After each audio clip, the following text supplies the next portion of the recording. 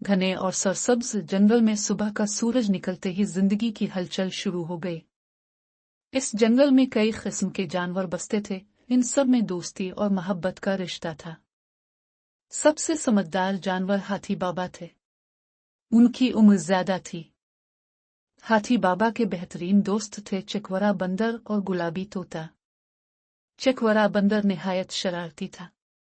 कभी कभी उसकी शरारतें इतनी बढ़ जाती कि दूसरे जानवर नाराज हो जाते, मगर गुलाबी तोता हमेशा सुलह करवा देता।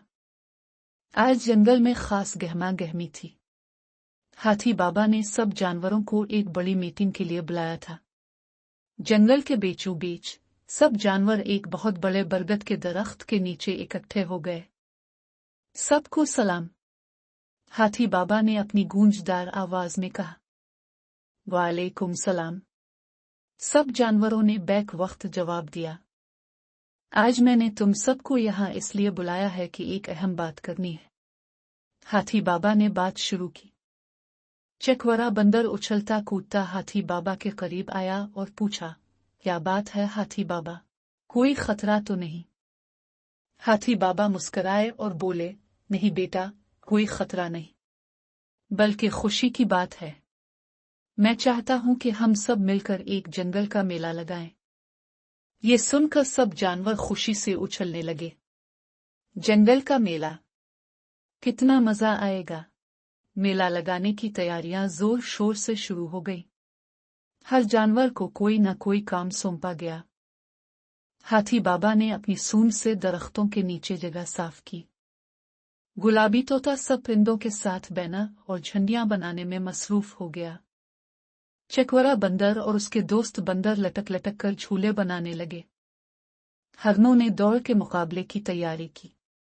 तूती गाने की मशक करने लगे। रीछ बाबा ने वादा किया कि वो शहद की मिठाइयां बनाएंगे। इतने में लुंगली चालाकी भी आई।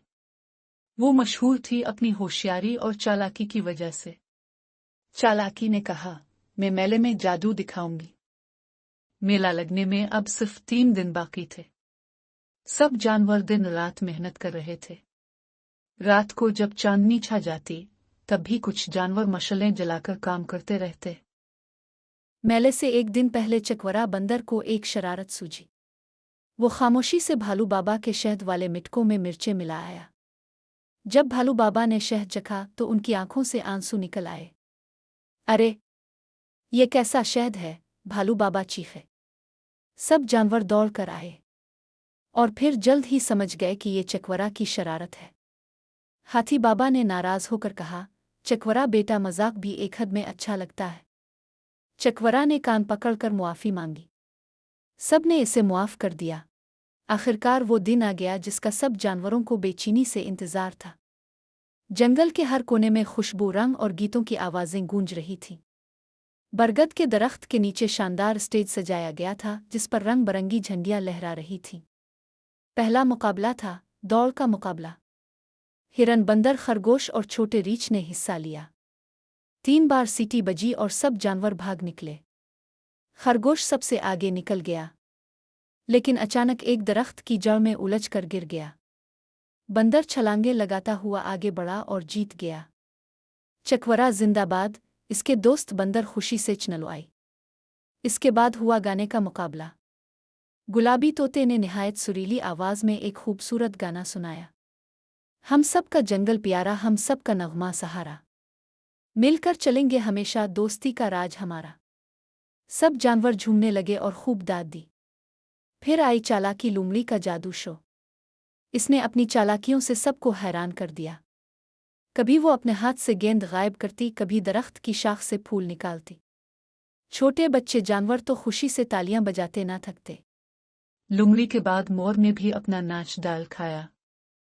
मेला उरूज पर था कि अचानक बादल गरजने लगे। तेज हवाएं चलने लगी। दरख्त हिलने लगे और सब जानवर घबरा गए। अरे, ये क्या हो रहा है? चकवरा बंदर चीखा। हाथी बाबा ने कहा, घबराओ नहीं, सब जानवर करीबी गार में पनाह ले ले। बारिश शुरू हो चुकी थी। बूंदाबांदी से जंगल महकने लगा था। गार के अंदर सब जानवर बैठे थे। बाहर तेज बारिश हो रही थी। चकवरा बंदर अफसुर्दा हो गया, हमारा मेला बर्बाद हो गया। लेकिन हाथी बाबा ने कहा, नहीं बेटा, असल मेला तो हमारे दिलों में है। दोस्ती, मोहब्बत और एक दूसरे का ख्याल रखना, यही असल खुशी है।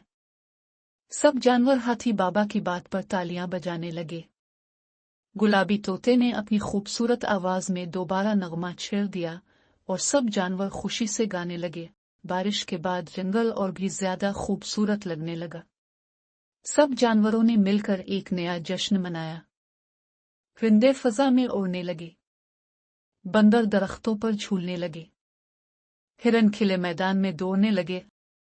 हाथी बाबा ने जंगल के बीच में एक बहुत बड़ा बोर्ड लगवाया जिस पर लिखा था, हम सब एक हैं, दोस्ती में ताकत है।